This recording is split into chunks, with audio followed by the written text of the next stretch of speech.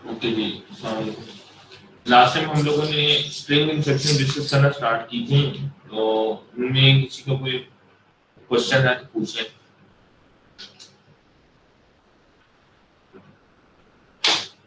कोई क्वेश्चन तो नहीं है किसी स्टूडेंट का? No sir. अच्छा जी, हमने एक इंस्ट्रक्शन डिस्कस की हुई है पहले, अब हम एक next instruction string instruction discuss करेंगे। फोर्थ नंबर पे जो स्ट्रिंग इंस्ट्रक्शन आ रही है वो है कंपेयर एसटी। इसको भी दो तरह से यूज करते हैं, कंपेयर एसबी लिख के या कंपेयर एसडब्ल्यू। सिंपल कंपेयर की इंस्ट्रक्शन क्या काम करती है? सीएमपी की इंस्ट्रक्शन पहले हमने पढ़ी हुई है, ये क्या काम करती है इंस्ट्रक्शन?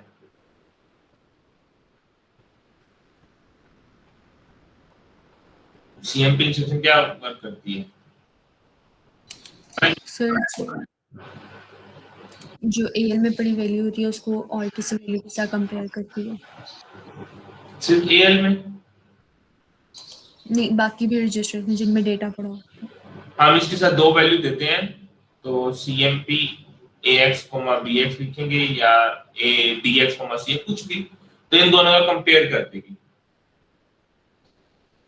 अगर मैं यूं लिखूं कंपेयर al, तो इस केस में क्या होगा? कंपैरिजन हो जाएगा। ये x dx का करेगी, ये किस चीज को कंपेयर करेगी? cmp al, si, और si को मैं ब्रैकेट्स में लिख दिए, इससे किसका कंपेयर होगा? ये गलत इंस्ट्रक्शन है। क्यों गलत है? क्योंकि वो मेमोरी के साथ कंपेयर नहीं कर सकती डायरेक्टली। वजह? यहाँ पे एक रजिस्टर है और एक मेमोरी लोकेशन है, जब रजिस्टर मेंशन करती है तो ये कंपेयर कर सकती है, ये लीगल इंस्ट्रक्शन है। ये एएल की वैल्यू को और एसआई पे पड़े हुए 1 बाइट की वैल्यू को कंपेयर करेगी। अगर कंपेयर bx, di लिख दिया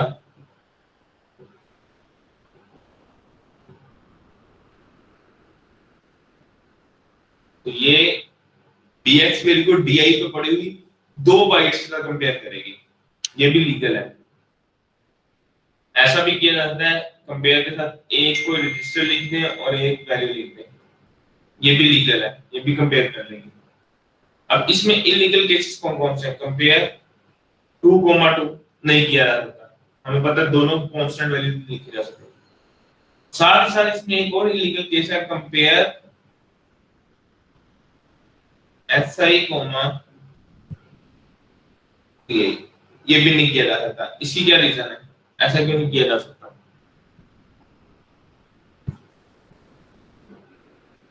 इसकी क्या रीजन होगी?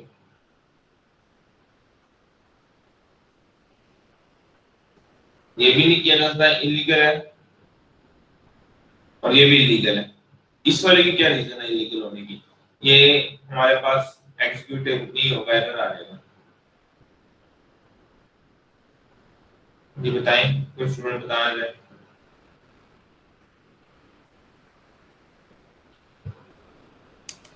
Sir memory to memory I guess compare नहीं हो सकता। क्यों? वजह रीजन क्या होगी? जैसे हम मेमोरी टू मेमोरी मूव नहीं कर सकते थे, मेमोरी टू मेमोरी कंपेयर भी नहीं कर सकते, इसकी रीजन क्या होगी? मैंने मूव के केस में बताई थी, मूव si ब्रैकेट्स में लिख दो और di को लिख दें तो नहीं किया जा सकता, उसकी रीजन बताई थी। क्या रीजन थी?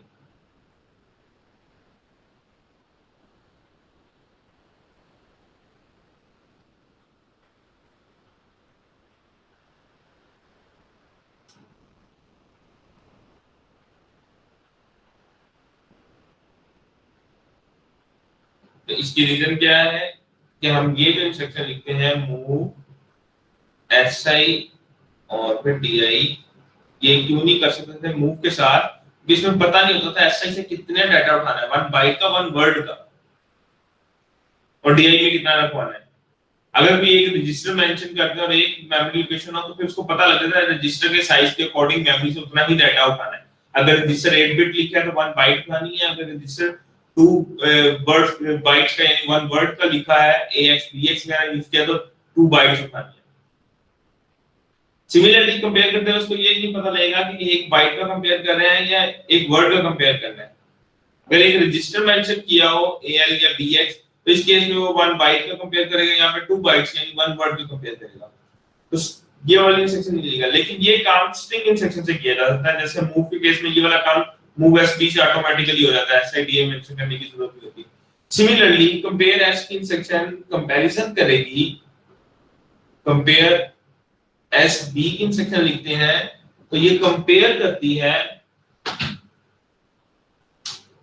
टू मेमोरी लोकेशंस को। कौन कौन सी मेमोरी लोकेशंस को? ये ds:si से 1 बाइट उठाती है और 1 बाइट उठाती है es:di से। इन दोनों का कंपेयर करती है, इसका और इसका आपस में कंपेयर करके कुछ फ्लैग सेट हो जाएंगे, कुछ रीसेट हो जाएंगे। कंपैरिजन वैसे ही होगा जैसे हम पहले कंपेयर कर चुके हैं, और उसके बाद वो कंपेयर करने के बाद si और di में दोनों में 1 1 का इंक्रीमेंट या डिक्रीमेंट कर देगी। वो si और di में 1 बाइट का इंक्रीमेंट या डिक्रीमेंट होगा वो डिपेंड कर रहा होगा डायरेक्शन फ्लैग पे। अगर डायरेक्शन फ्लैग रीसेट है तो इंक्रीमेंट होगा, और अगर डायरेक्शन फ्लैग सेट है तो डिक्रीमेंट होगा। ये कंपेयर करेगी और कंपेयर के बाद फ्लैग को सेट या रीसेट कर देगी। उसके बाद हम वही जंप्स इंस्ट्रक्शन यूज कर सकते हैं जैसे सिंपल CMP की इंस्ट्रक्शन की बात करते थे, jump greater, jump above and so on, जितने भी जंप्स हैं। सिमिलरली ये कर रही है सिर्फ 1 बाइट का, 1 बाइट कंपैरिजन। अगर कंपेयर CMP SW यूज कर लें तो ये 1 वर्ड का कंपैरिजन करेगी, और SI और DI में 2 का इंक्रीमेंट या 2 का डिक्रीमेंट करेगी। हमें आती है बात सबको? इसमें कोई कंफ्यूजन तो नहीं?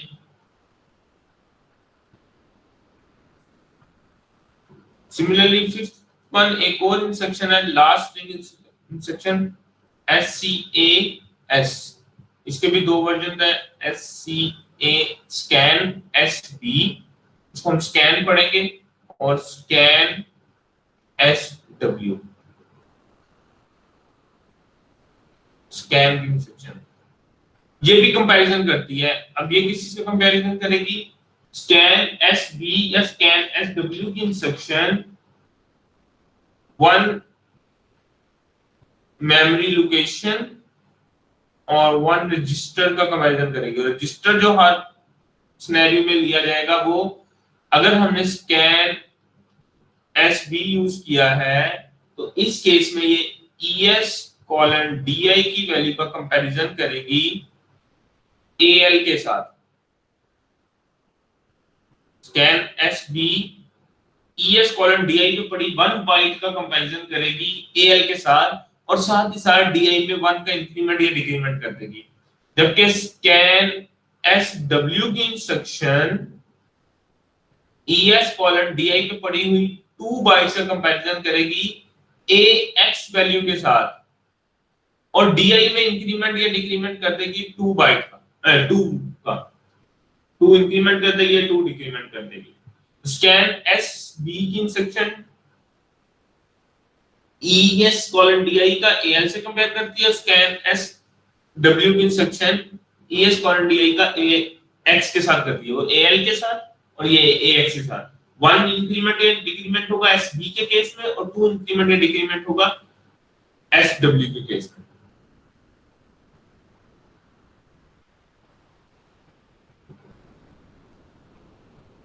जी समझ आता है ये सबको? यहाँ पे कोई क्वेश्चन? No sir. इसके अलावा हम स्कैन और कंपेयर के इंस्ट्रक्शन के साथ 2 प्रीफिक्सेस और यूज कर सकते हैं। अभी तक हमने जो प्रीफिक्स पढ़ा था वो एक पढ़ा था REP का। रिपीट का प्रीफिक्स क्या काम करता था, जो लास्ट लेक्चर में डिस्कस कर लिया था हमने। रिपीट का प्रीफिक्स का क्या क्या काम था? सर एक तो वो मूव एसबी के इंस्ट्रक्शन होल्ड कर रहा था और दूसरा लूप की। वो उस वाली इंस्ट्रक्शन मूव एसबी की इंस्ट्रक्शन को रिपीट करवाता रहता है उस वक्त तक जब तक cx 0 ना हो जाए। रिपीट का प्रीफिक्स अगर हम किसी भी स्ट्रिंग इंस्ट्रक्शन का यूज करें तो ये उस स्ट्रिंग इंस्ट्रक्शन को रिपीट करवाता रहेगा जब तक के cx 0 ना हो जाए। इसी तरह दो प्रीफिक्सेस और हैं जो कि स्कैन और कंपेयर के साथ यूज किए जा सकते हैं। एक है रिपीट ई और एक है repeat N E. Repeat equal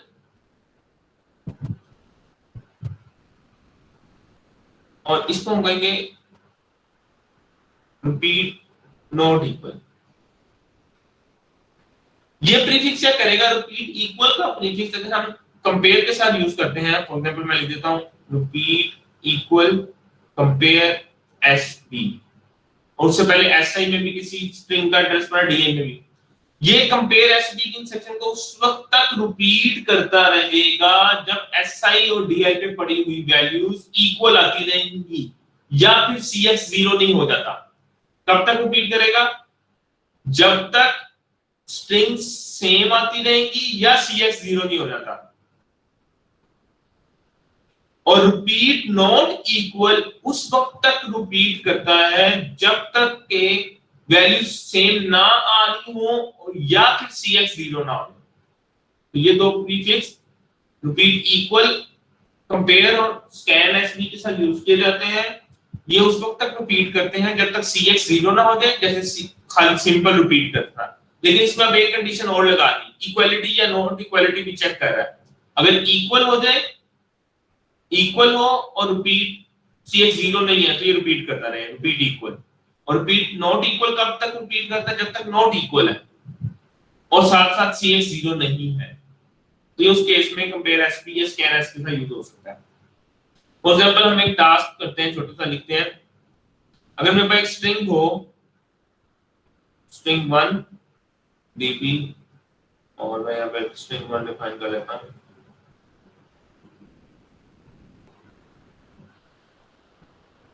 और मैंने अज्यूम कर लिया है कि स्ट्रिंग 8 9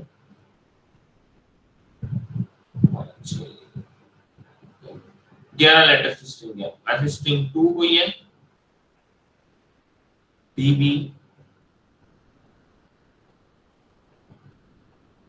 हेलो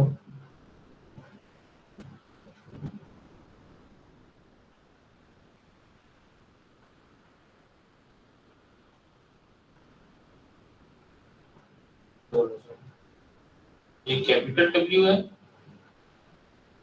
और ये स्मॉल w है। बाकी स्ट्रिंग सेम है और हमें d का फर्क है। हम अगर ये चाहते हैं, ये देखना चाहते हैं कि दोनों स्ट्रिंग इक्वल है या नहीं इक्वल, और इन स्ट्रिंग की length for example maximum length मेरे पास अब 11 है तो मैं 11 लेंथ रख लेता हूं। हम क्या करेंगे, एक तो काम ये करना पड़ेगा, move ax @data move ds ax move es ax और फिर मूव cx में मैंने 11 मूव करवा दिया। और इसके बाद मैंने क्या किया, lea si str1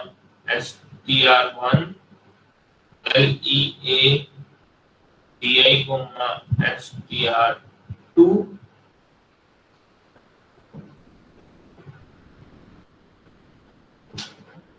अब कैसे चेक किया जा सकता है, सिंपल कैसे चेक करेंगे इसको। अगर तो हम कंपेयर करते रहे, अगर तो रिपीट करते यूज करना, हम क्या करें, कंपेयर एसबी यूज करें। इससे पहले सीएलडी करते हैं, कंपेयर एसबी, कंपेयर होंगे जब इक्वल है, पहले जंप इक्वल चेक कर लें और उसके बाद जेएनजी चेक कर लें। अब दो चीजें चेक करनी है, जंप इक्वल भी चेक करेंगे ताकि दोनों लेटर इक्वल है। अगर नॉट इक्वल है हम ये करेंगे जंप नॉट इक्वल एग्जिट, और अगर इक्वल होंगे नेक्स्ट लाइन में आएंगे, यहाँ पे आके कह देंगे डिक्रीमेंट cx jng अगेन, और अगेन में इस टैग पे आ गए, यहाँ पे एग्जिट का टैग डिफाइन है। अब जब एग्जिट में आएंगे, अब एग्जिट में दो तरीके से आ सकते हैं, या तो किसी एक लेटर पे जाके कंपैरिजन किया, वो इक्वल नहीं आया तो एग्जिट करके यहाँ आ गया, या दूसरा तरीका क्या है कि जब डिक्रीमेंट cx करते गए, ये cx 0 हो गया, हर लेटर इक्वल था, cx 0 होने पे यहाँ पे आ गया, यहाँ आके आगे कंपेयर कर लें, कंपेयर cx, 0 जंप इक्वल, तो कोई एक टैग डिफाइन करें जहाँ पे सेम स्ट्रिंग वाला टैग हो, और यहाँ पे प्रिंट करा दें नोट सेम का कुछ प्रिंट करा दें। ये क्या काम करेगा, कंपेयर एसपी एसआईडीए की वैल्यू को कंपेयर करता रहेगा, अगर कहीं पे कोई इक्वालिटी नहीं आई तो नॉट इक्वल में एग्जिट पे आएगा, और नॉट इक्वल पे एग्जिट पे आके देखेगा तो cx अभी 0 नहीं हुआ होगा, क्योंकि पहले ही कंपैरिजन में कहीं नॉट इक्वल आ गया लेटर। लेकिन अगर इसकी वजह से एग्जिट नहीं किया, बल्कि डिक्रीमेंट cx करने के बाद यहाँ पे एग्जिट किया, तो उस केस में cx 0 हो चुका होगा, तभी एग्जिट किया होगा, तो हम कह देंगे जंप इक्वल में यहाँ प्रिंट करवा देंगे cx 0 है तो सेम स्ट्रिंग वाली कोई एक चीज प्रिंट करवा देंगे और नोट स्ट्रिंग प्रिंट करवा देंगे। तो ये सारा काम किया है, ये कंपैरिजन और जेन नॉट इक्वल एग्जिट डिक्रीमेंट 6, इसको हम सिंपल एक टैग में लिख सकते हैं, हम लिख देते हैं रिपीट इक्वल कंपेयर एसपी, बस ये एक इंस्ट्रक्शन लिख दी। रिपीट इक्वल क्या करेगा, इसको कंपेयर करता रहेगा, रिपीट करता रहेगा जब तक इक्वल आते जा रहे हैं, अगर तो कभी इक्वल नहीं आएंगे तो ये नेक्स्ट लाइन में आ जाएगा, और नेक्स्ट लाइन में हमने कंपैरिजन किया हुआ cx का 0 से, अगर cx 0 हुआ होगा तो इसका मतलब वो इक्वालिटी की वजह से एग्जिट नहीं किया, बल्कि वो एग्जिट किया है cx के 0 होने की वजह से, और अगर कहीं पे इक्वल नहीं थे तो उसकी वजह से एग्जिट किया होगा तो cx 0 नहीं होगा, तो तब हम प्रिंट करवा देंगे वो सेम स्ट्रिंग नहीं। इस तरह इन तीनों चार लाइनों के अगेंस्ट सिर्फ ये एक प्रीफिक्स यूज किया जा सकता है। ये समझ आइए बात सबको?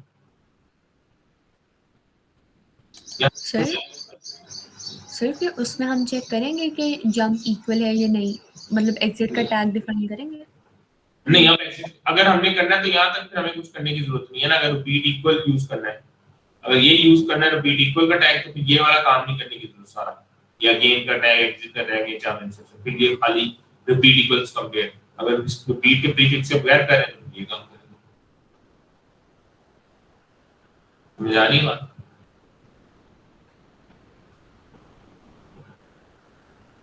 जी सर।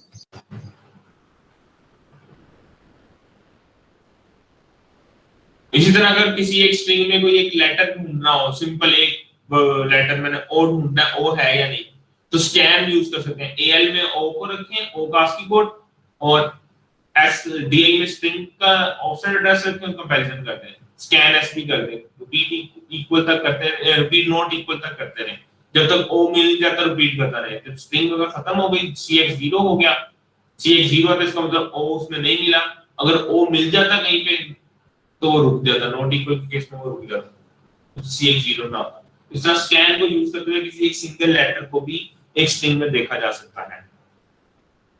स्कैन का काम क्या है, इस एक रजिस्टर की वैल्यू को कंपेयर करना मेमोरी लोकेशन से, और अगर दो मेमोरी लोकेशन को कंपेयर करना है तो हमें कंपेयर एसपी या कंपेयर एसडब्ल्यू यूज कर रहे हैं। ये समझ आती है सबको? ये यहां तक किसी का कोई क्वेश्चन हो?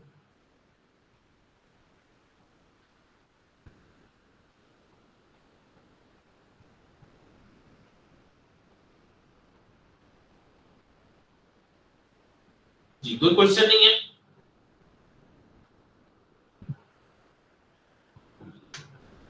एक मिनट रुकिएगा, मैं आपकी अटेंडेंस ले लूं, आज बहुत कम लोग आए हैं।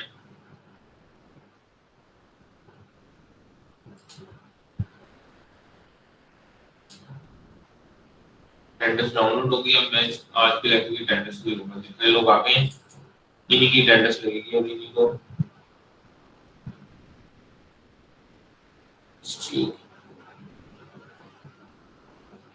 आज स्टूडेंट आए क्यों नहीं आए? इससे पहले कोई क्लास नहीं थी आपकी आज? No sir. यहाँ तक कोई क्वेश्चन है तो पूछ ले। स्ट्रिंग इंस्ट्रक्शन बस इतनी है, 5 स्ट्रिंग इंस्ट्रक्शन हमने डिस्कस करनी थी।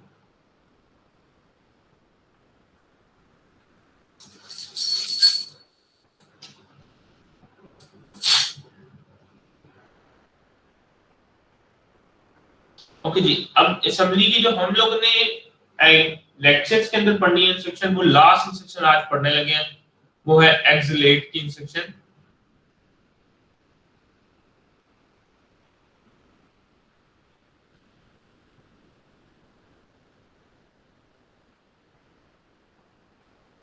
इस इंस्ट्रक्शन को अच्छी से समझ लीजिएगा, ये आखिरी इंस्ट्रक्शन है। इसके बाद कोडिंग वाली इंस्ट्रक्शन हम खुद से लेक्चर के अंदर नहीं पढ़ेंगे, कोई लैब टास्क के तौर पे आपको मिल सकता है, होम टास्क के तौर पे मिलेगा, आप खुद से पढ़ेंगे। इस इंस्ट्रक्शन के बाद हम नेक्स्ट बुक को स्टार्ट कर देंगे, ऑर्गेनाइजेशन वाला पार्ट पढ़ना शुरू करेंगे।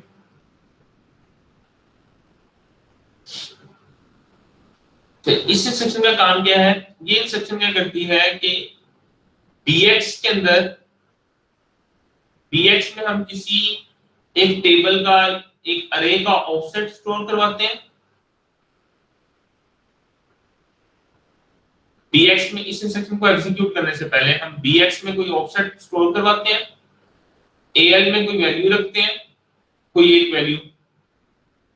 इस इंस्ट्रक्शन का काम सिर्फ ये है कि इसके साथ हम कोई आर्गुमेंट देते हैं, एक्सलेट लिख देते हैं, खाली XLAT एक्सलेट लिखेंगे इंस्ट्रक्शन का नाम।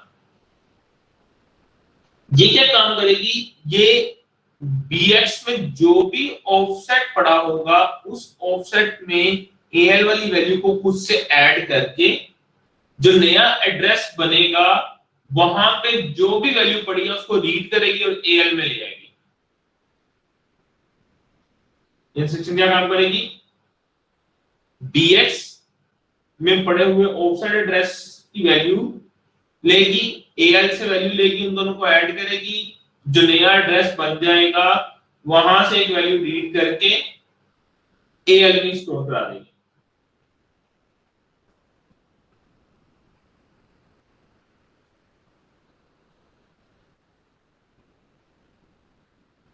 add the value of dx and al, read the content from that location and load into al।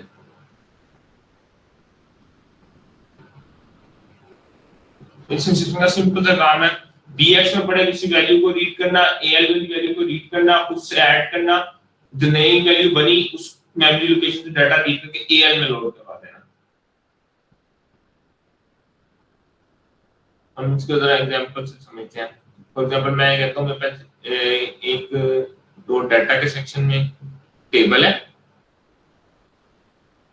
db type का, और इसमें मैंने कुछ डाटा रख दिया 31h 32h 33h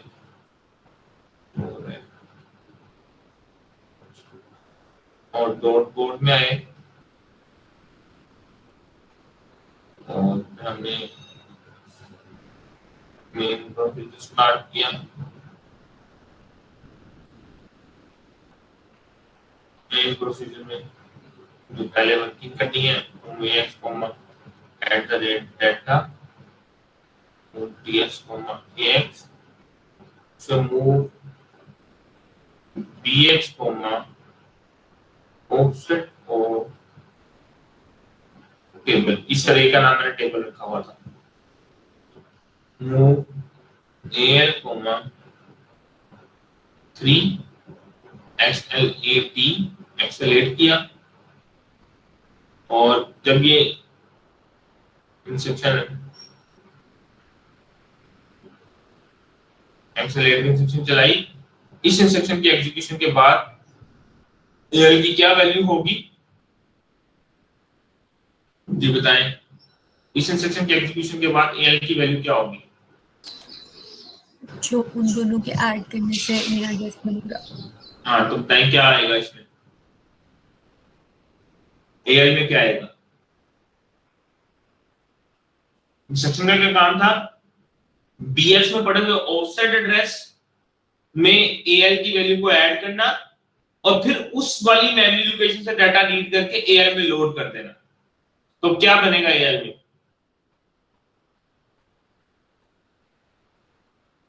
AL की क्या वैल्यू होगी इस इंस्ट्रक्शन के एग्जीक्यूशन के बाद?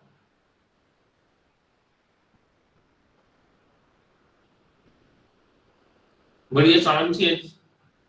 34। वाई 34 क्यों? तो जिस तरह हम एसआई में या डीआई में इंक्रीमेंट करके आगे जाते रहते थे, इसी तरह इसमें नहीं होगा? बिल्कुल। अब देखिएगा कैसे होगा।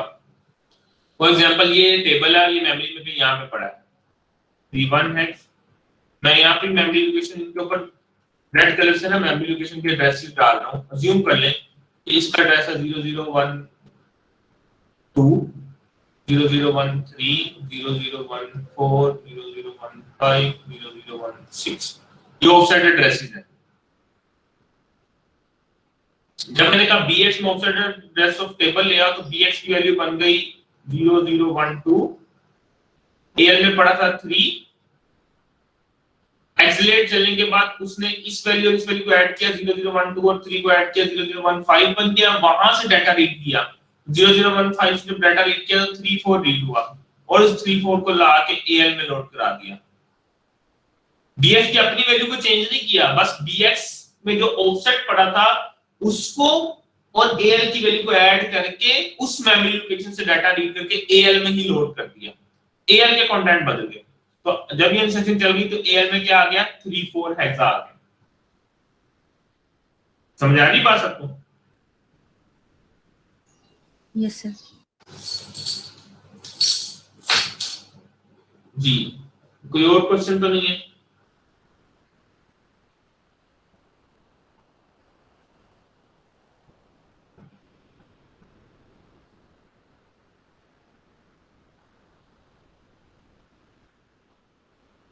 एक और मैं आपको इसी की एक और एग्जांपल करते हैं, उसमें आप लोगों ने बताना है आउटपुट क्या।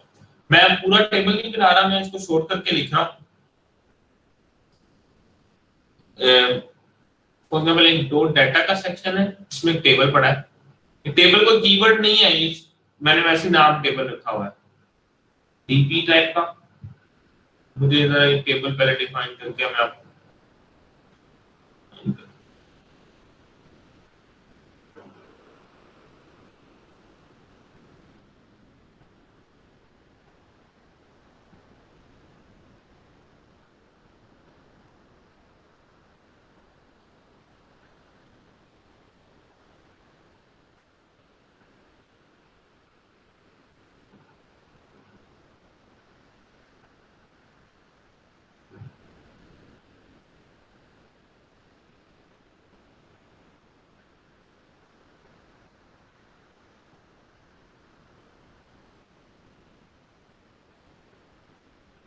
ये एक टेबल पड़ा है। ये टेबल सबको समझ आता है? इसके बाद एक स्ट्रिंग पड़ी है, तो ये str1 है डीबी टाइप की, और इसमें पड़ा है हेलो। इतने डॉट डाटा के सेक्शन में कोई क्वेश्चन है किसी ने तो पूछे, अगर इसमें कोई चीज समझ नहीं आती तो मुझसे पूछना। ये टेबल हमें क्या बता रहा है,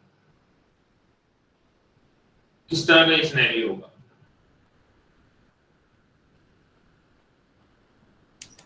सर हम इस तरह से डिफाइन कर सकते हैं एरेज? जी बिल्कुल कर सकते हैं। अच्छा। ये कर क्या रहा है, इसने एक टेबल ये वाला बनाया। अगर मैं कहूं 6 डीपी टाइप का टेबल का ऑप्शन एड्रेस 0100 है, 100 है स्टार्टिंग एड्रेस, तो इसने पहली 65 लोकेशन खाली छोड़ी। डेसिमल में अगर बात करें तो 0100 से लेकर 0164 तक लोकेशंस खाली होंगी। 2 क्वेश्चन मार्क डाल दिए, इसका मतलब खाली छोड़ दी। उसके बाद 165 पे उसने कैप स्मॉल a स्टोर करवा दिया, फिर स्मॉल b करते करते स्मॉल z तक स्टोर करवाया, तो 26 लेटर है, तो 0165 से लेके जो इसमें ऐड कर वहां तक वैल्यू बनेगी। फिर 6 लोकेशंस खाली छोड़ दी, फिर जो अगली लोकेशन बनी 0197 तक, ये 0190 तक आया, 90 तक जी आ गया। फिर 6 लोकेशन 91 से 96 तक एम्प्टी, फिर 197 पे कैपिटल ए स्टोर करवाया और फिर कैपिटल जी तक गया। ये इतना एक टेबल है, ये इसने डाटा स्टोर कराया। अगर तो 0100 एड्रेस होगा, अगर 100 नहीं है तो जो भी एड्रेस उसके अकॉर्डिंग ऐसे किया कि पहली 65 लोकेशंस खाली, यानी 0 से 64 इंडेक्स तक, फिर आगे स्मॉल लेटर्स, फिर 6 लोकेशंस खाली, फिर कैपिटल लेटर्स। समझ आई ये बात टेबल की सबको? ये टेबल की सबको समझ आई है? Yes sir. ओके, अब मैं आगे एक कोड लिख रहा हूँ, हम देखते हैं कोड क्या करेगा। वो कोड क्या आउटपुट बताते हैं क्या होगा। मूव एक at the rate data move ds ex move e bx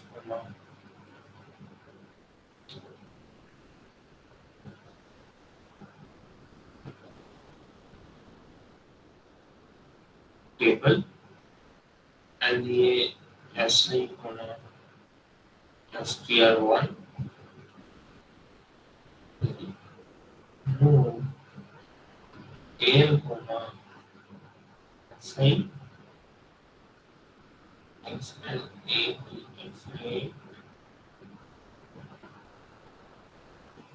यहाँ पे हम क्या देते हैं इससे पहले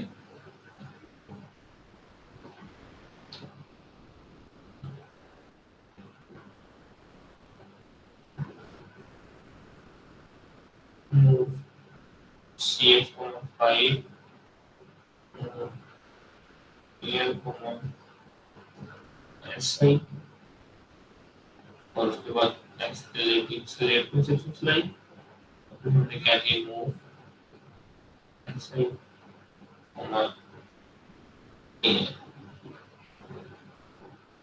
यहाँ पे डिक्रीमेंट cx jng गेन वाली लाइन है वो ये यहाँ पे आके मैंने किया move dx offset of str1 move dx 9 21x और आगे प्रोग्राम एंड हो गया।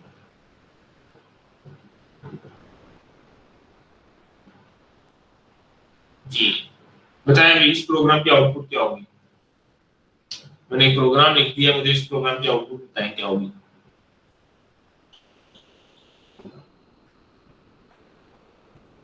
जरा इसको समझें खुद से और मुझे आउटपुट बताएं क्या होगी जल्दी से।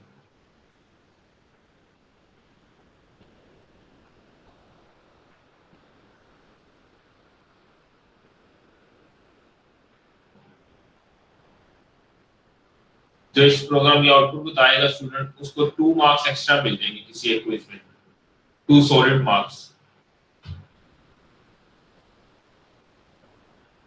सर हम ऐसे में तो इंक्रीमेंट या डिक्रीमेंट नहीं कर रहे। इंक्रीमेंट डिक्रीमेंट नहीं कर रहे, यहाँ पे इंक्रीमेंट कर देते हैं ऐसे ही। ये कह रहे हैं आप, ये मैं भूल गया था लिखना, इंक्रीमेंट ऐसे भी लिख दिया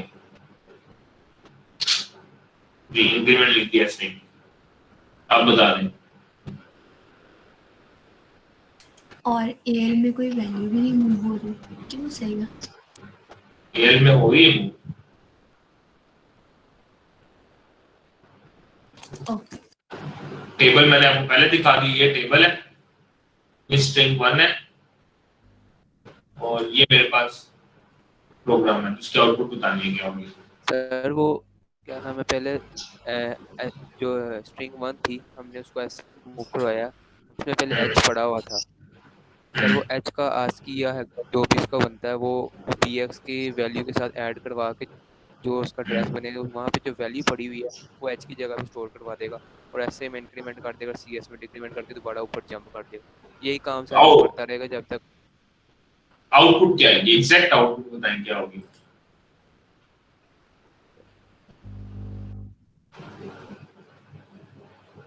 एग्जैक्ट आउटपुट बताएंगे आप।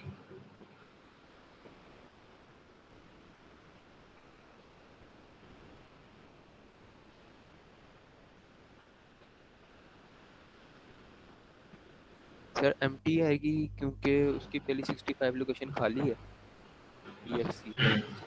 तो फिर सर एम्प्टी आएगी वैल्यू आउटपुट। नहीं, एम्प्टी नहीं आएगी। और बताएं।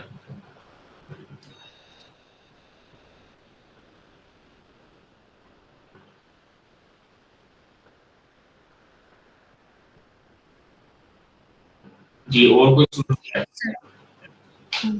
सर डी से आगे 5 वैल्यूज आएंगी कैपिटल डी। नहीं,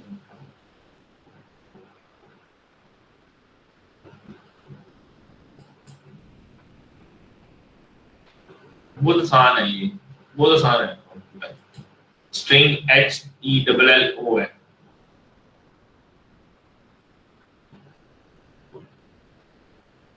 जी किसी को नहीं पता?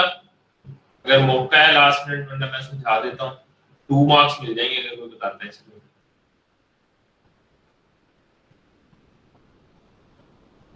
सर कैपिटल स्मॉल में आ जाएगा हेलो। एल तो ऑलरेडी स्मॉल में नहीं है, H कैपिटल है, ELL स्मॉल है। मुझे एग्जैक्ट आउटपुट बतानी है क्या होगी।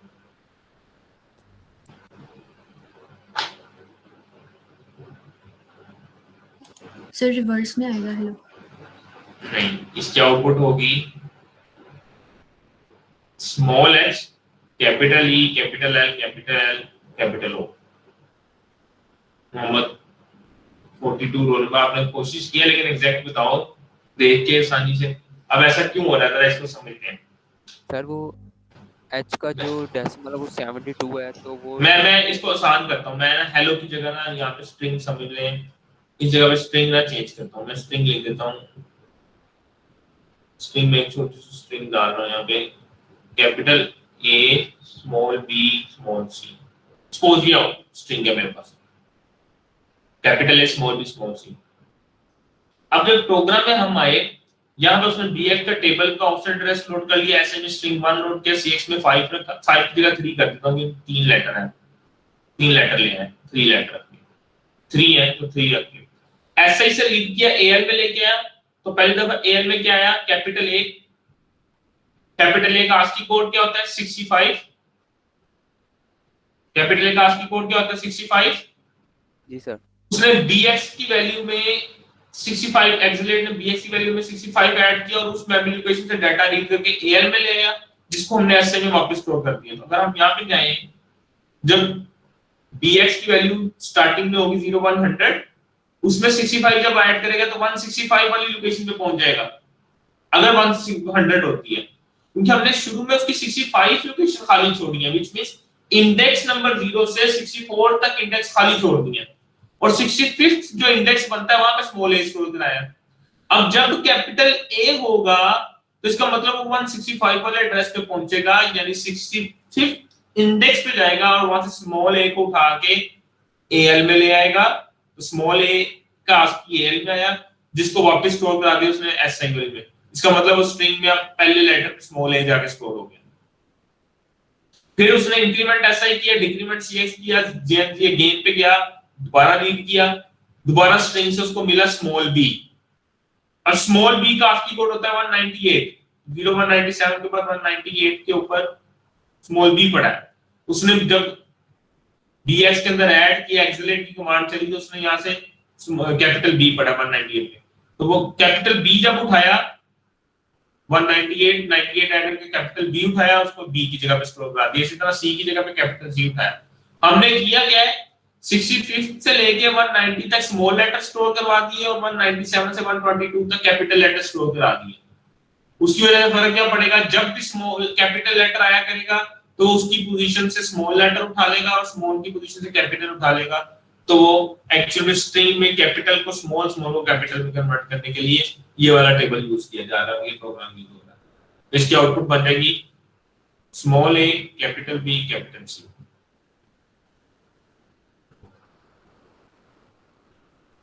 बात समझ आइए सबको? Yes sir. जी, कोई क्वेश्चन हो यहाँ पे? कोई क्वेश्चन हो किसी का? अच्छा चले, एक और चीज, अब मैं यहाँ पे एक टेबल को जरा, यहाँ इसमें कोई क्वेश्चन तो नहीं है कैपिटल लेटर्स में?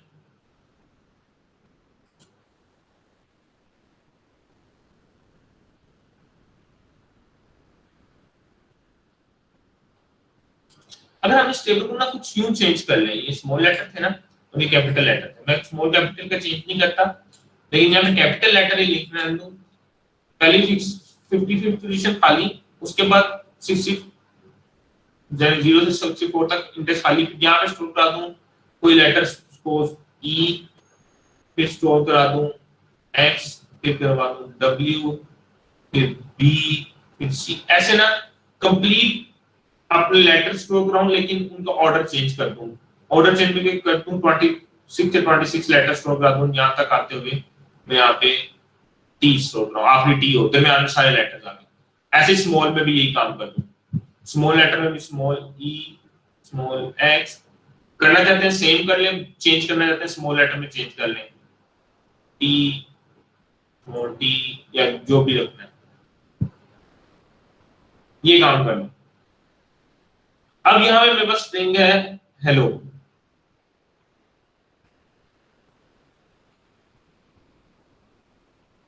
अब जब हेलो के ऊपर हम यही वाला प्रोग्राम चलाएंगे तो मुझे बताएं स्ट्रिंग चेंज होके क्या बन जाएगी, वो किस पे डिपेंड कर रहा होगा, चेंज होके क्या बन जाएगी? अगर हम यहाँ पे स्ट्रिंग हेलो की जगह एबीसी ले लें, capital A small B small C ले लें, तो अब ये capital A small B small C की जगह पे क्या आ जाएगा, जितना टेबल नजर आ रहा है उसके अकॉर्डिंग मुझे बताएं, वही प्रोग्राम दोबारा चले, ये वाला प्रोग्राम दोबारा चले।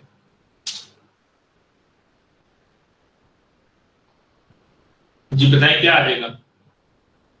तो जब कैपिटल ए की जगह पे क्या आ जाएगा? स्मॉल ई। नहीं स्मॉल क्यों, कैपिटल ए 65th लोकेशन से उठाएगा ना, वहां पे तो कैपिटल ई पड़ा है ना, अब मैंने कैपिटल लेटर लिख दिया है, कैपिटल ए चेंज हो जाएगा कैपिटल ई के अंदर, ये आ जाएगा ठीक, और फिर बी आएगा तो स्मॉल एक्स के अंदर चेंज हो जाएगा, और सी की जगह पे स्मॉल टी आएगा। ये स्ट्रिंग इसमें कन्वर्ट हो गई, डिकोड हो गई स्ट्रिंग। तो अगर हम कोई इस तरह का एक टेबल बना लें जिसमें हम उनकी पोजीशंस को चेंज कर दें, तो इसी प्रोग्राम को यूज करते हुए किसी एक स्ट्रिंग को डिकोड किया जा सकता है, इनकोड कर, इनक्रिप्ट कर दिया, स्ट्रिंग को इनक्रिप्ट कर दिया। और हमें जैसे ये टेबल बनाया है, इस टेबल को देखते हुए एक और टेबल चाहिए होगा जिसको डिक्रिप्शन के लिए यूज करेंगे, टेबल 2, वो इसके अकॉर्डिंग बनेगा। वो कैसे बनाएंगे? 65 लोकेशन तो खाली छोड़ेंगे, याद रखो 65 लोकेशन खाली छोड़ेंगे। अब वो टेबल देखते हुए हमें बड़े गौर से देखना पड़ेगा वो कैसे बनेगा। अब यहाँ पे डीबी, इस टेबल में आप देखेंगे ए हमने कहा लिखा है, जहां पे ए लिखा होगा एक्चुअल टेबल में, वो जिस लेटर की जगह बनती होगी वो वाला लेटर यहां पे आ जाएगा।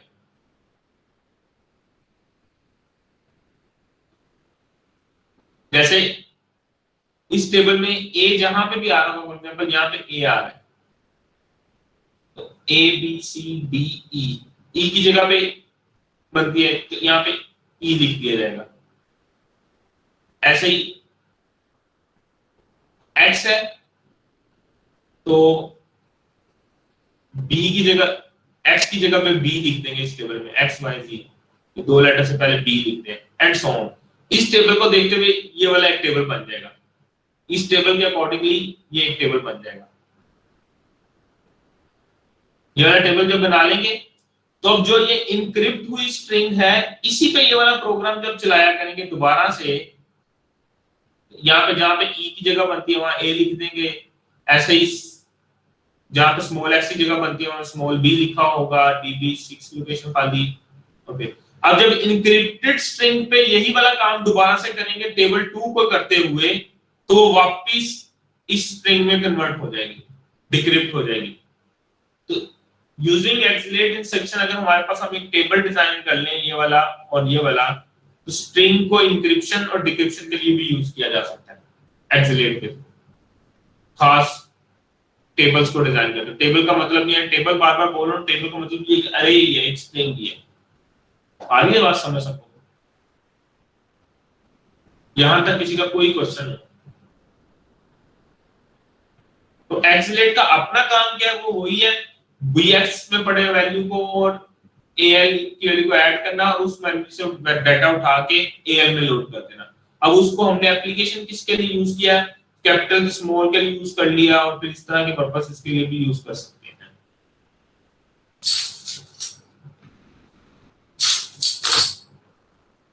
जी कोई क्वेश्चन तो नहीं है?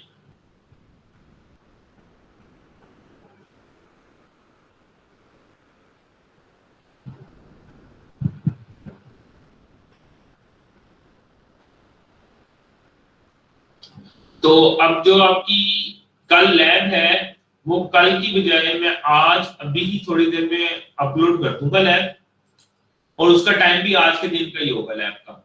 सिर्फ एक टास्क है वो करना होगा आप लोगों ने। तो टाइम भी लैब का आज रात 12 बजे तक होगा और सिंगल टास्क है वो ही करना होगा आप लोगों ने। नेक्स्ट वीक आपके एग्जाम है, mid term exam most probably. तो मिड टर्म एग्जाम का सिलेबस स्ट्रिंग इंस्ट्रक्शन से पहले पहले तक है, जो हमने लास्ट टाइम पढ़ लिया था syllabus. String instruction post mid में आएगी, फाइनल टर्म में मल्टीपल तक नहीं, मल्टीप्लिकेशन तक। हाँ मल्टीप्लाई डिवाइड तक ही है ना, वो तो कहा ठीक हो। उसका सिलेबस सेफ एग्जाम ब्राउजर पे ही आपका एग्जाम होगा, वो आपके पुराने वाले अकाउंट यूज होंगे, उस पे आपका कोर्स एनरोल कर दिया जाएगा और वो बाकी आपको मेथड पता है एग्जाम देने का। मीटिंग का लिंक आ जाएगा टाइम पे और उसके अकॉर्डिंगली आपका एग्जाम होगा। कोई क्वेश्चन है किसी का तो पूछ लें। ये वाले नोट्स मैं शेयर कर देता हूँ लेक्चर 18 के, लैब भी शेयर कर रहा हूँ और